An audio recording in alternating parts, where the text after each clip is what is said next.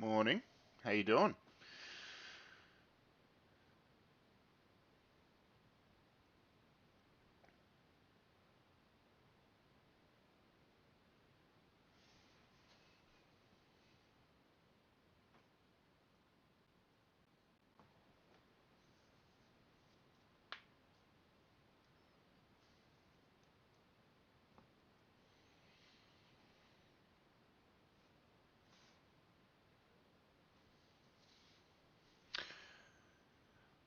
I'm alright. How's your project going?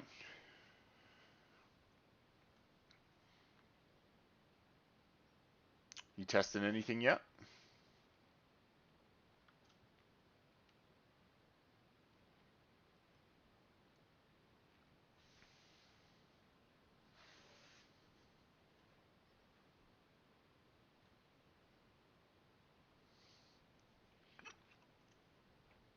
Never far away.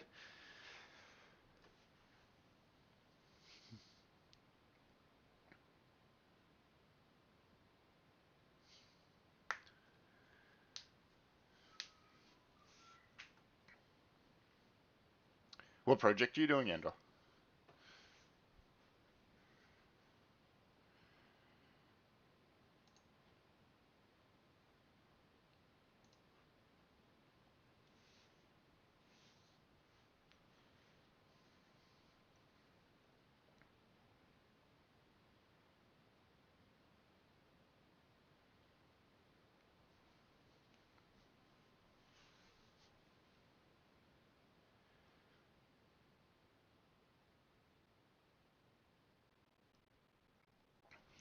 Cool. Yeah, the Aero project's a little hard because you kind of have to have everything together by the time you can do your first test, right? It's really difficult to test it in parts. But that's cool. That's really exciting that you'll be testing this week. Oh, your compressed air. Okay. Yeah. You should be testing this week. I think you'll be fine.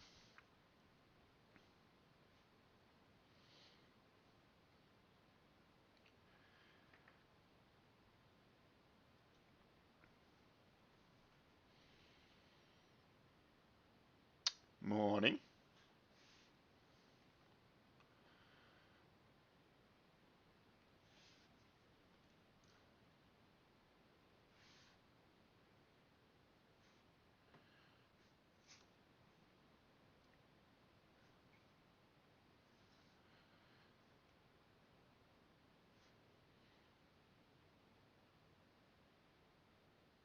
Oh, nice.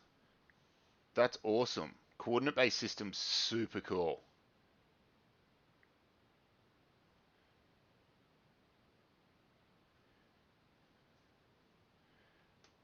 I'll be in the robot classes this week doing a soft track reveal.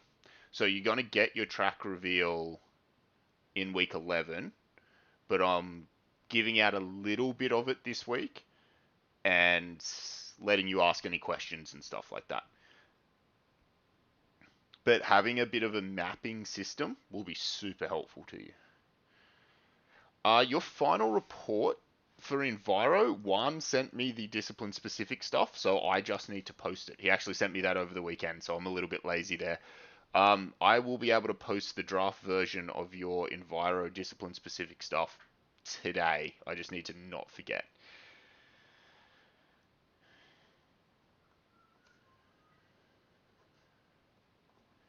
Make a note.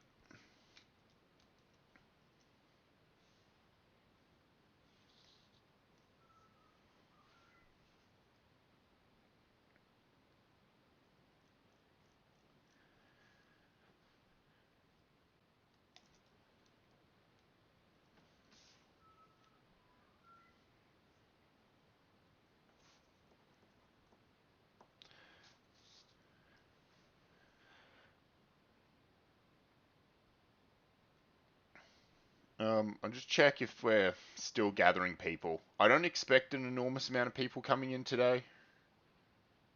Still seems like it's fairly linear growth, but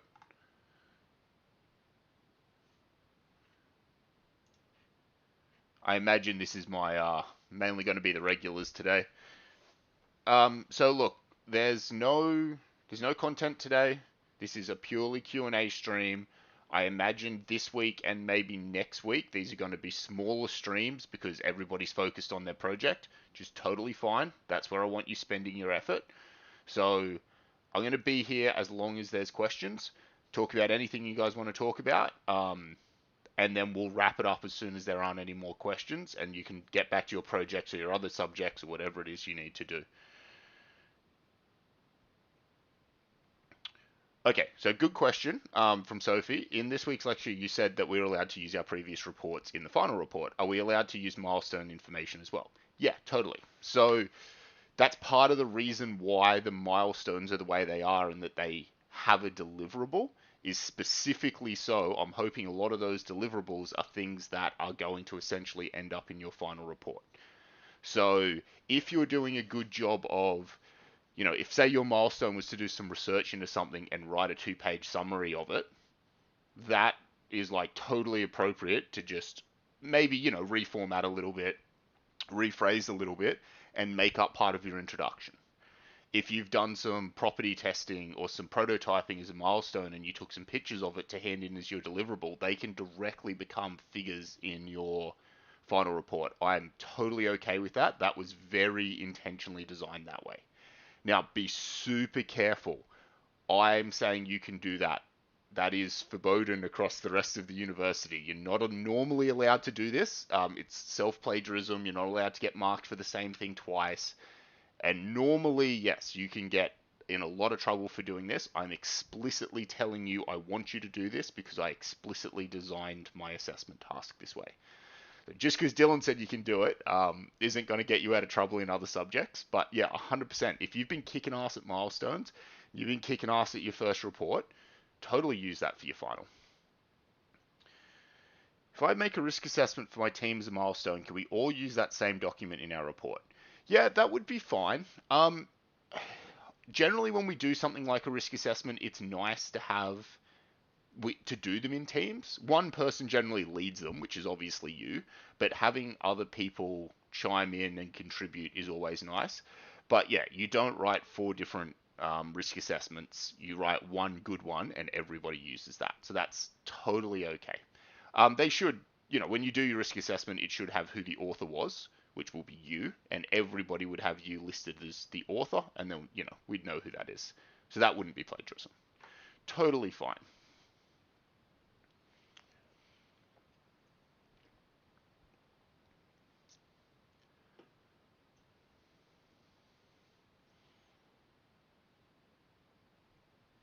Okay.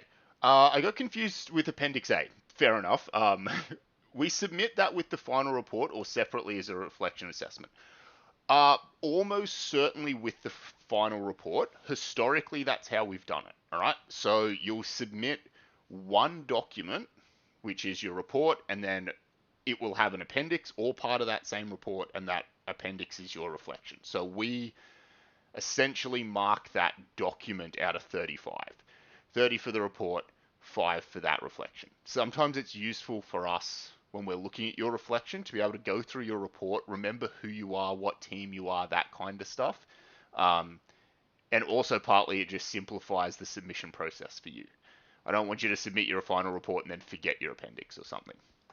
So that'll be one document all together, just submit it. There may be some workshops this year that we might pull aside and say, hey, instead of doing this as a document, do you want to do it as a workshop-wide extra tutorial in week 13? But we'll talk to you about that later. That's a trial. That will only be to very specific teams.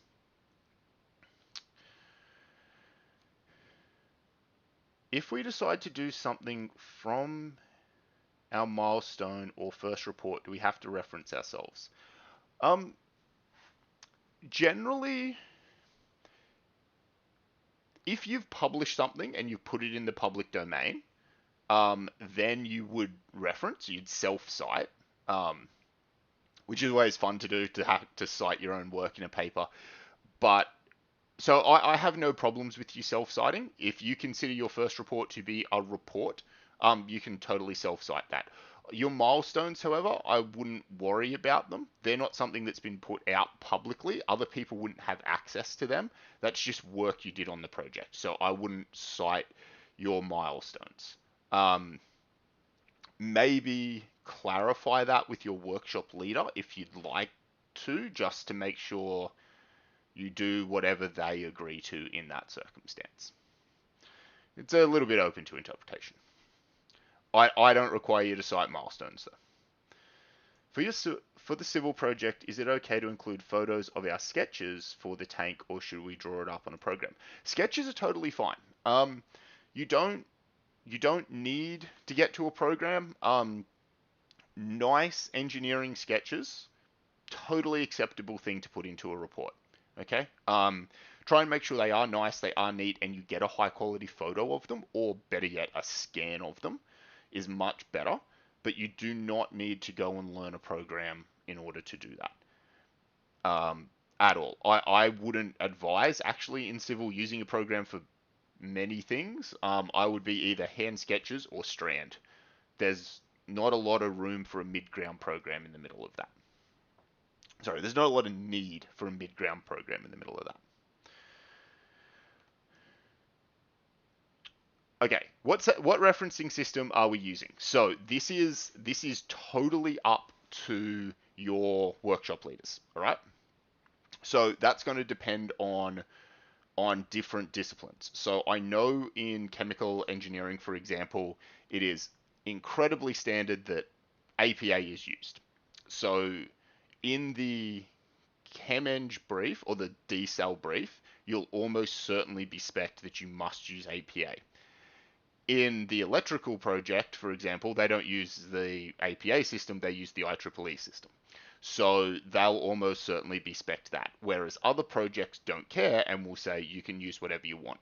So in terms of referencing, same thing as we always do in everything I've taught you in Eng 1500 is just put them into a program and pick your referencing style when it gets spec to you, right?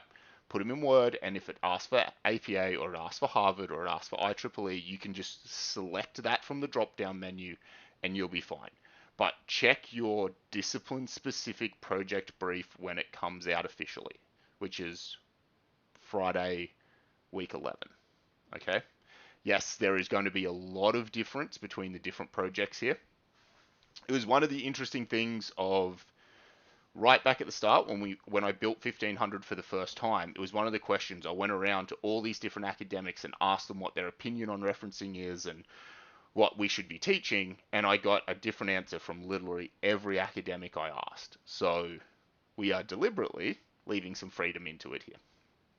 I know it's a bit confusing, but yeah, check your document. It will be explicit come Friday, week 11. For test day, are there some general things to include in our presentation, or is it up to us? Yeah, there are some general things. I might put together a short video on this because that's a good question. Some general things I would be including are going to be your scoped problem. So how you have interpreted the problem brief. Because if you look around your room, you'll notice lots of different solutions to the problem, right? So what your interpretation of the problem brief was, what your key aspects of your design are. So did you interpret the project brief as we want to be cheap and efficient, or we want to be fast and flashy, or we want to be aesthetic and user friendly? These are all totally valid ways to interpret the problem, but I want you to tell me what your interpretation is. So brief description of the problem and your interpretation of it. Talk about how your solution works, so what mechanisms are actually behind it. Explain the engineering behind what's going on, which could be a fairly big chunk of it, explaining actually what's happening to sort of demonstrate that we know what's going on. Include costs. So what did it cost you to build that one? What would it cost me to go and build one tomorrow if I could, restart, knowing all the lessons learned, what would it cost? And if you were to go into mass production, what would it cost? So if you went into mass production, what I want you to think about is things like, well, I needed 4 screws, but I had to buy them in a pack of 100.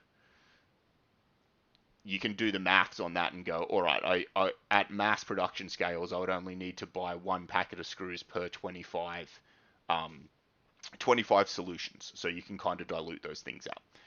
So costs as well, and then expected performance. So have you done any testing?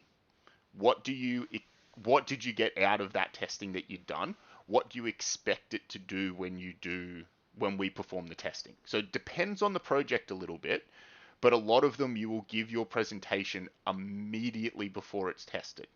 So if you can say to me, this is going to do this exact thing.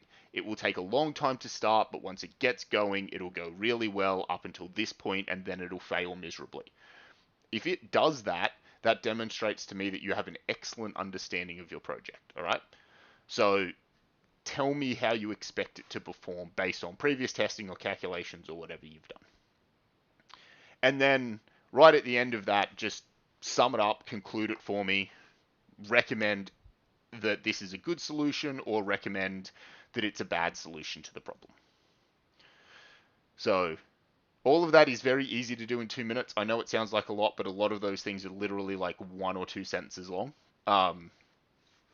Introduction to the problem, scoped problem brief, your version of that, how your solution works, what it costs, how you expect it to perform, and conclude.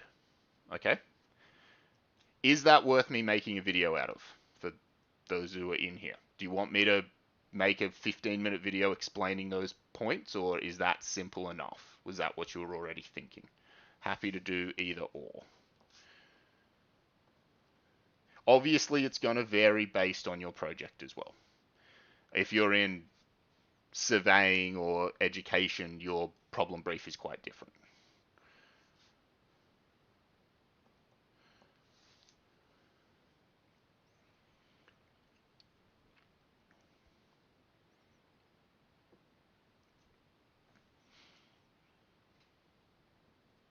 Okay, cool. Well, actually, I should definitely make a video because I'm currently talking to what? Ah, go away. I don't want my documents. How many of you are here? Yeah, cool. I'm talking to like a tenth of my class, so I should definitely make a video. Presentation video. Will do. I'll make that. I don't have any lecture content for you this week, so maybe that will be your lecture content.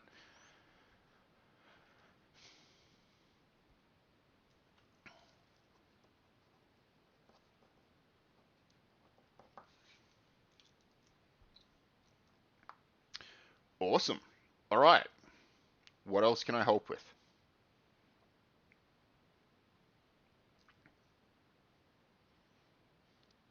Anything you can think of, anything you want clarified. Obviously, the next 2 weeks are going to be busy, so the more things that we can make clear now, the easier I can make your life now. Video, why not just a dot point email? How about I do both? How about I make a document and I make an email? Well, I'll make a video and I'll make a document and I'll send it out saying either or. If you want to watch the video, watch it. If you want to read the document, read it. I'll do both. Lecture content plus doc for Prezzo.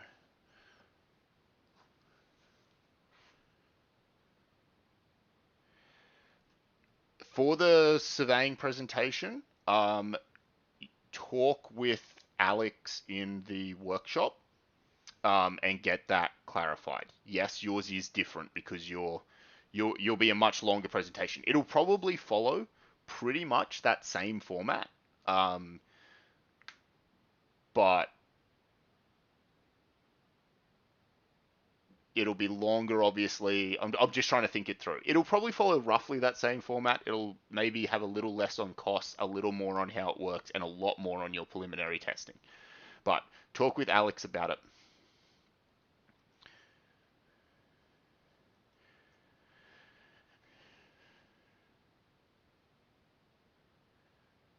Where should the robot groups be up to in programming, in your opinion?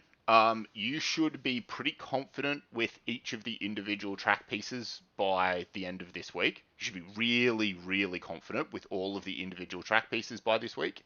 And you should be at the stage where you've got a reasonable either state machine to trigger, okay, I'm now on this track piece, I do this thing, or way of dealing with random track pieces coming one after the other. So all the track pieces individually to some reasonable level of fidelity, with the exclusion of the gate. The gate is a stretch goal. I'll tell you that now. The gate's a stretch goal. Don't focus too much on it until you can do all the others, be able to do all the track parts, be able to string some of them together.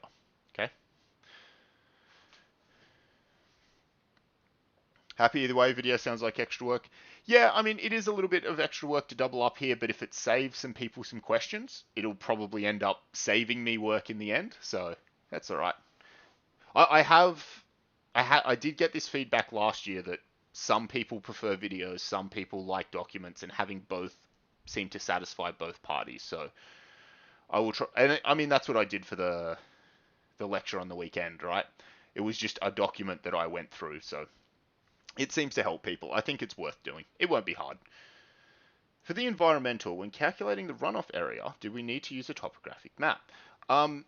Your topographic map allows you to define your catchment area, which I think is what you mean by your runoff area. So it's by your topographical map that you can find your ridge line, so you can find which water is going to flow into your system versus out of it.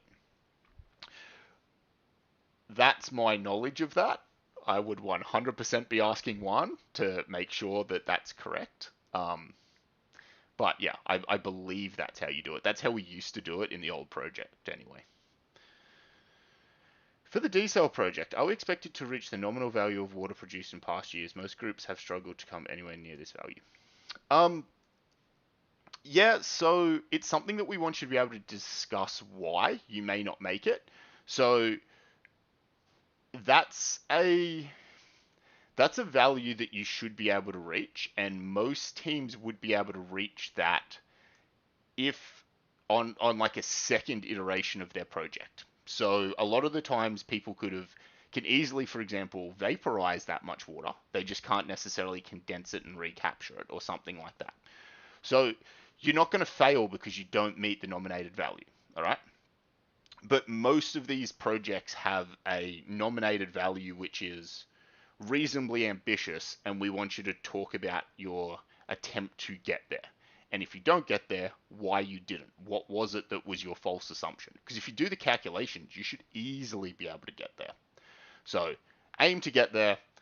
If you can't, talk about why you can't. But there's been lots of groups who have easily made that much water. They just haven't necessarily condensed it all, or they haven't necessarily kept it clean of other salty water dripping into it or something like that. When describing technical discipline specific information in our report, should we go into much information as the first report? You should go into a reasonable amount. You want to explain how your process works, but you mainly want to be able to dig into the level of detail that you need such that your results make sense. Okay? So if you look at your results and you want to discuss those results, what background information does somebody need to know in order to understand that discussion? If you've got that, that'll help formulate how much detail you need. So you might everything might have worked perfectly fine except one thing that was really weird and confusing in your system. Then maybe you're going to really dig into the details of that. Whereas maybe it was just a broad brush analysis of, oh, here's all of the things that went into our system, they all kind of worked, then your introduction and theory sections might be a bit more broad stroke. So yeah, a good way to think about this is build it the other way.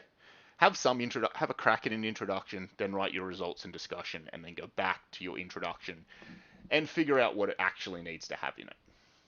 Sorry, I understand that's a very politician's answer to your question. I didn't explicitly answer it. I don't know how much detail you went into in your first report, and I don't know how much you're going to need for this one, unfortunately. Since we can use our milestones in the report, should we put our information in Discord for our group to access and use their reports? If yes, do we reference a team member who did it? You should be putting all of your workshop, all of your milestones in your Discord every week, no matter what, just because it's good practice and it's what you should be doing, which means your team is going to have access to it, and that's totally fine, right? If we use our example from previously, one person's milestone was to go and do a risk assessment, that should be shared with the team. That's totally fine. You generally won't need to reference a team member like that. That's generally not what we do. So we generally, if we're an engineering consultancy company or whatever, and we do a project and one person reports on it, generally a whole team of people did the work, but one person reports on their behalf, and you don't self-reference within that squad. Okay? So it's normally not needed. That being said, there's absolutely nothing wrong with identifying chunks of work that were completed by somebody else in order to give them credit. Okay? If you're really worried, get the specifics up. All right. So in general, I would say you don't need to reference them. But if there's something that you're like, look, this makes me uncomfortable. It feels wrong to do this. Put it together in your report. Take it to your workshop leader and say, hey, I've drafted this out. I want to put this thing from this person's milestone in here. Would that be considered plagiarism? Do you want me to reference that? It might simply be as simple as in your figure caption or whatever saying image taken from Joe Bloggs' milestone. Could be all you need. Okay. Will there be a path for every roundabout exit? No. Will some of them just come to a dead end? No. I've been told the fork will go to two individual paths? Yes. We'll talk about that in your workshop this week. Don't speculate. I'm coming to your workshops to discuss this. Don't speculate about it at this stage. Save your questions up for that. Do you know what paper size the track is going to be printed on? Again, we're coming to your workshops to talk about it. We will be printing on large A1 rolls of paper because it simplifies the process. You can print on normal A3s. Alex has finished the document. I just need to proof it, and it's all the track parts converted to proper A3 that you can print. And yeah, it should be fine. Again, I'm coming to your workshop to talk about it. If your printer is too reflective, get a black Sharpie permanent marker. The ink in a Sharpie permanent marker is the same ink that we print with. Color your lines in. What particular style of binding would we need if we choose to bind our reports? Do I have any bound reports sitting around me at the moment? I don't think that I do, unfortunately. Here we go.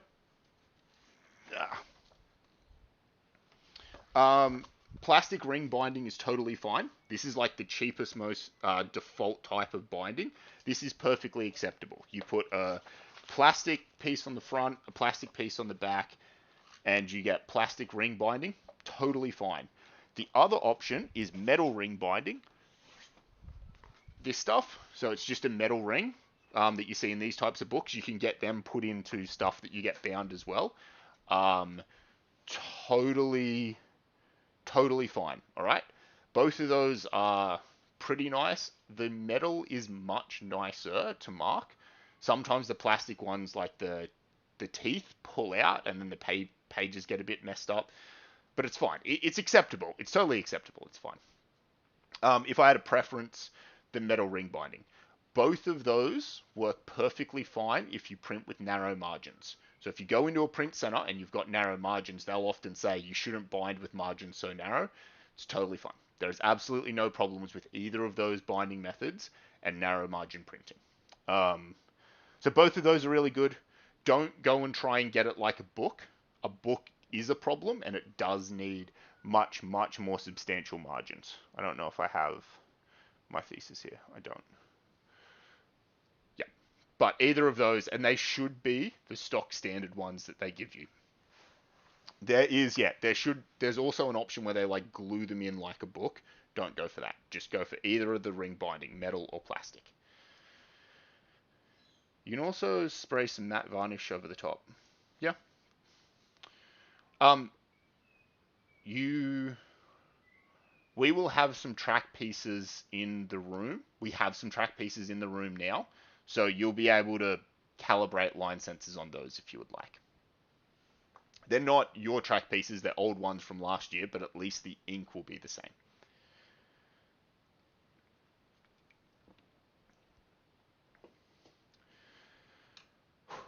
Cool.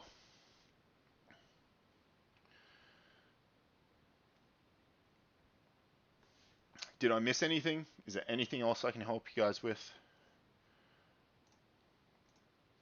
Where did we level out? 60? Yeah, that sounds about right.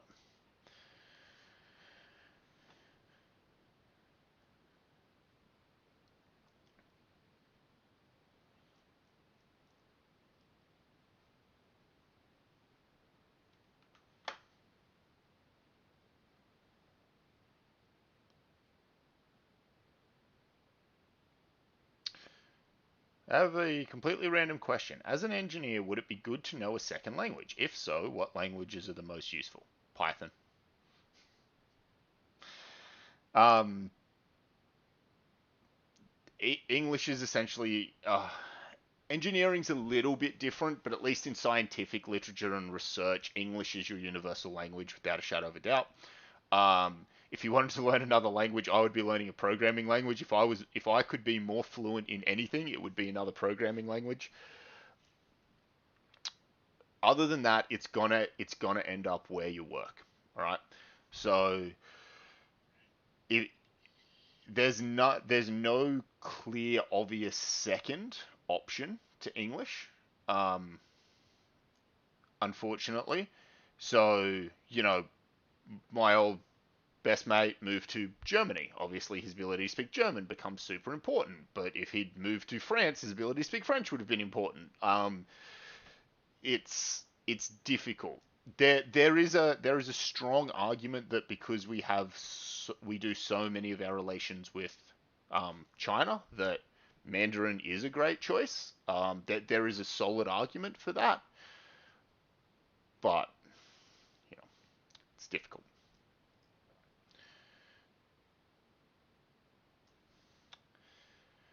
What happens if we don't succeed with our project? Can we still pass? Yes. 100% you can still pass. So, oh, cool. Thank you, Sean. There's something else I needed you to grab as well. Can you send me a message and I'll try and remember to see what it was?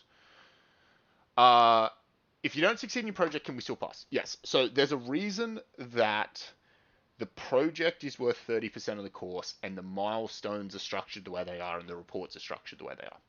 Because if you try something and it doesn't work and your project falls over, or you have a team member who pulls out at the last moment and your project falls over, this is not meant to be a death sentence. Okay? Very deliberately, this is not meant to be a death sentence. So, um, if you've watched the video about the final assessment, you'll notice that it predominantly talks about your ability to justify and evaluate your decisions. So, project fails, you come in and you go, yep, I know exactly why it failed. We tried this, our assumption was wrong, and it failed as a result of that. You can still get 100% in the final report. You can still get all the marks for your milestones, and we can still give you an amount of marks for your project. Okay? Depending on how it fails, it's more or less easy to give those marks. Generally, we encourage people to have something, to prototype early, so you have something that kind of works, and then we can give you some of the marks, um, and then kind of work up from there. So, yeah, I hope that answers your question. If you've got a more specific version of that, I can try and give you a more specific answer.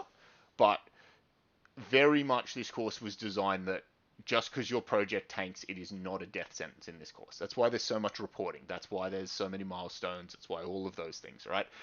And at the end of the day, my tutors will, on occasion, turn around, throw their marking rubric out, and say, Dylan, this person deserves this many marks for the project. I've watched them for the last 12 weeks.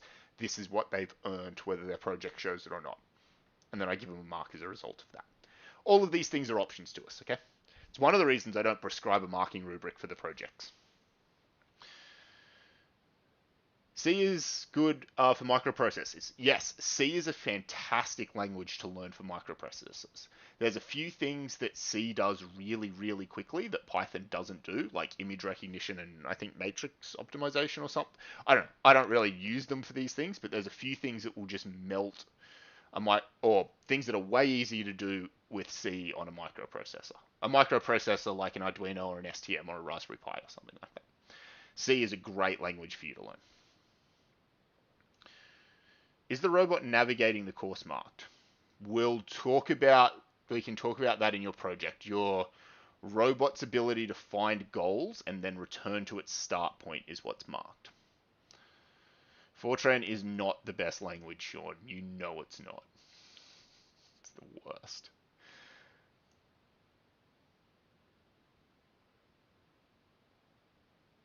Steve, Python is the most highly requested programming language in industry. It is number one. It is now the most popular one. And when we reach out, so we have a few things. We call them industry advisory panels. So it's a panel of companies that employ large amounts of our engineers, and we go to them periodically and say, hey, this is what we're teaching, this is how we're teaching it, is this in keeping with what you want our graduates to know? And they're partly the ones who demanded Python. So this is what we want. We don't know why you're teaching things that aren't Python. Please teach Python. When it comes to the question of what language should we teach as we combine and make the new Eng 1003, industry demanded Python. So yeah, no, I'm really surprised that you found that you found videos saying that. I'd love to see them. If you can link me to some of them, because that's totally contradictory to what we've been hearing from industry. So I'd be interested to know what industries they are that say that. So they're not the ones that are going to employ you. How presentation day going to go during presentation day? Sorry, software students. So for your software students, not enough coffee. Yeah, that's fair. So for the software students, basically you'll pitch for a couple of minutes, you'll tell us about your app, and you'll demonstrate it within that process. So you're going to have probably more than 2 minutes, but probably about 3, 4, maybe 5 minutes to tell me about your app and show me it working. And then we're going to interact with it and ask you to show us explicit stuff and things like that. Okay, so you're going to get a quick demo that you need to be primed, and it needs to be schmick and smooth. And then we're going to open it up and poke around in it and ask you questions.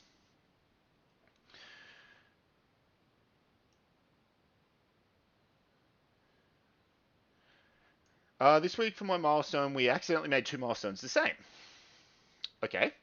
I have talked to my other team member, and he said he had already finished. Is it okay for me to change my milestone? Talk to your workshop leader. Reach out to them. I'm unsure how that would have happened, because you should have had... Did you not all sit together and write your milestones? Because that's what you're meant to do. And that way, kind of the whole point of milestones is that everybody knows what everybody else in the team is doing. So if you're in having this happen, you may have bigger problems than this.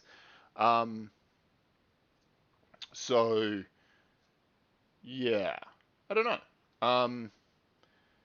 Talk to your workshop leader about changing your milestones. All right, rewrite a new milestone, send it to them, explain the situation, see if they'll approve it for you. I'd have to know a little bit more about the situation, unfortunately. But I don't necessarily have a problem with that, with you changing it. Obviously, don't do a useless milestone. I definitely have a problem with you doing a useless milestone. So yeah, seems totally fine. Just contact your workshop leader, see what they say. Should be all right. Does the robot start in the garage? Yes. Saw a video that says you won't get coding jobs in Python because it's so popular, so don't learn it solely with the employment in mind. Correct. Don't learn anything ever solely with employment in mind. That's a terrible way to learn. Learn it so that you are good at it, and then use it to help you get employment. Not engineering jobs using Python. Yeah. Yeah, so we don't teach you Python because we want you to know Python. That's not how it works. We teach you a programming language because there are engineering problems that need to be solved, that are easily solved with computers, and we want you to be able to do that. All right, so you shouldn't be thinking about Eng 1003 as a course in learning a programming language. It's totally not. It's a course in learning how to solve problems using a computer to help you.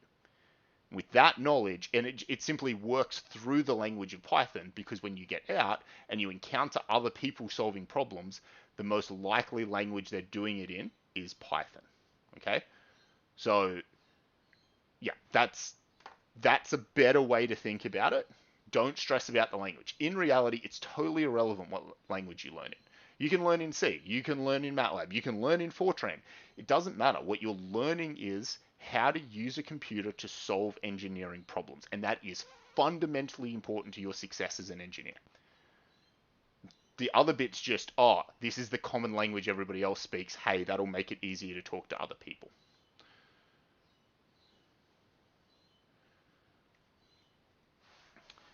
Data analysis, data science, machine learning, and deep learning problems for highly complex problems are very highly sought after for big companies. Yeah, true. But, that's basically saying uh, intelligent ways of solving complex problems are highly sought after by big companies. Yes, they are. Um, yeah, don't stress about what language it's in. It doesn't matter. It doesn't matter as much as people think. What's important is your ability to solve problems and learn a language. Once you do that, you will find that learning your second language is super easy. Okay? You'll be able to switch into MATLAB, you'll be able to switch back into C, understand the differences and the nuances. But by far the most important thing to get out of it is, how do I take a real world problem with all the complexities and gray areas that real world problems have, distill it into an engineering problem, which hopefully Eng 1500 helps you with, and then take that engineering problem and break it up into parts that you can put into a computer that can spit out a solution for you. That's what we want you to be able to do. And then, sub in language here, but you'll be learning the one that industry wants you to learn. Learn how to learn. Yep, 100%. The other good thing about Python is it is used across the industries. So you will find, you know, a lot of the electricals will talk C. A lot of the mechanicals will talk MATLAB. A lot of the civils will talk VBA. Um, but almost everybody will work in Python at some stage. So it's really nicely broadly across the disciplines, which is cool.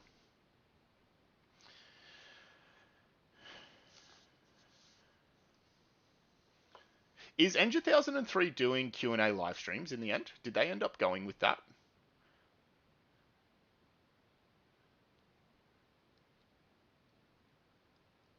Since report writing is so important for engineers, are there any report writing courses you would recommend for electives? Look, you'll do a lot of report writing through your X500 stream. 2500, 3500, 4500 will all get you to write a lot. You'll also do a final year project, an honors project at the end. So some big project over multiple courses. And that will make you write a big, like, 100-page report as well. So you will get plenty of report writing practice. You'll also have other courses scattered throughout your degree where you do labs and things, and they'll get you to write reports on that. So I wouldn't recommend a report writing elective. I don't know that we have any, and we definitely don't have any that I know of and thus could recommend. I wouldn't. Um, a second programming instead could be fine. It would depend on what degree you're doing. You can look at your electives again, depending on what degree you're in, and actually go and take, say, 4 of them as what I still believe the terminology is elective pathway, but you can think about it like a minor. So most of your engineering degrees should have 4 electives scattered throughout them, and there is an intention of creating elective pathways, or essentially minors, for you. What this means is, as a mechanical engineer, I could do 4 courses out of chemical engineering and come out with a degree in mechanical and an elective pathway in chemical engineering. So it's kind of giving you a taster or a bit of experience into another field. So it's probably better off for you to try and take your four electives as one whole into something else. You can take them into like a science, like a chemistry or a physics. You can take them into business, which is a really popular thing for people to do. There's like an innovation entrepreneurship one, or you can take them in another engineering degree or maths or something like that. That's a really efficient way to use your elective pathway. You don't have to, but it's just a thought. You can ask questions in the chat while the lecture's on. Their Discord's got some specific Q&A channel as well. Yeah, okay. Cool. Cool, cool. I mean, obviously, I'm more than happy to talk to you all about your other courses and stuff like that.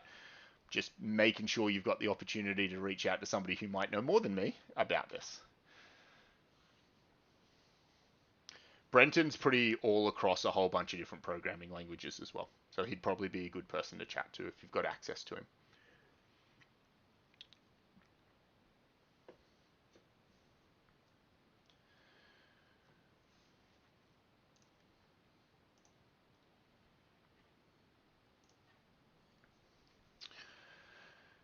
Cool.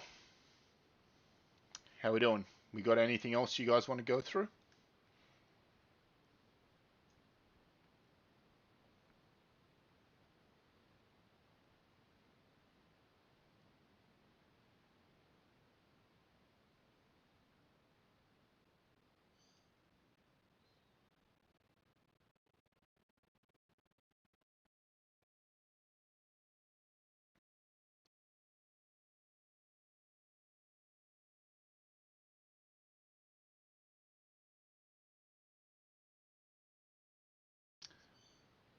I will see you later. I think that's probably a good call. Oh, well, specifically Mecha, it's already a degree for docs. Would it be better, do you think, to expand the a bit of everything feel or take a minor and doubling up? Um, I I wouldn't worry too much about it yet. So, yes, you can take an elective pathway. Don't stress about it. I would take as many of your regular core courses as you can before you decide where you would like to take that. You may find that there is a particular subject that you really, really like that's actually an electrical subject, or it's a mechanical subject, or it's a something else. And then you might be like, oh, wow, I didn't expect to like that. That's amazing. I want to go and take some more civil classes because it's actually way more interesting than I thought it was going to be. So I wouldn't be making those calls first year, first semester at all. I would be holding off on them as long as I possibly can. Mecha, you could definitely double down and go mecha. That would make sense. But mecha aero, mecha mechanical are these really natural, mecha electrical are a bunch of really natural things to pull together as well. So, can we go through major important headings again? Stuff that has to be included in the report.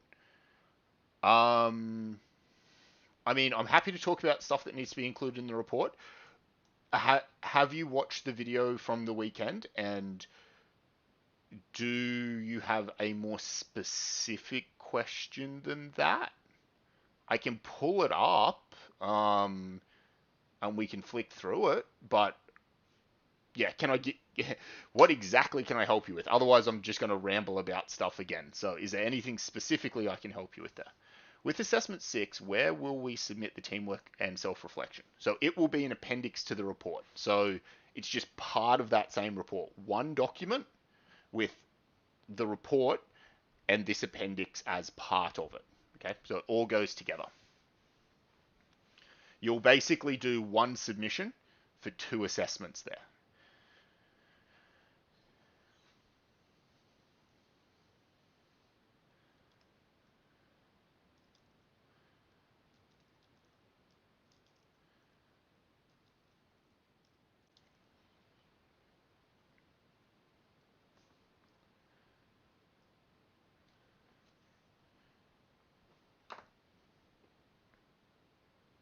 All good? Cool. Look, I'm assuming when we hit probably week 13, maybe week 12, most of the questions in this live stream are probably going to be about the report.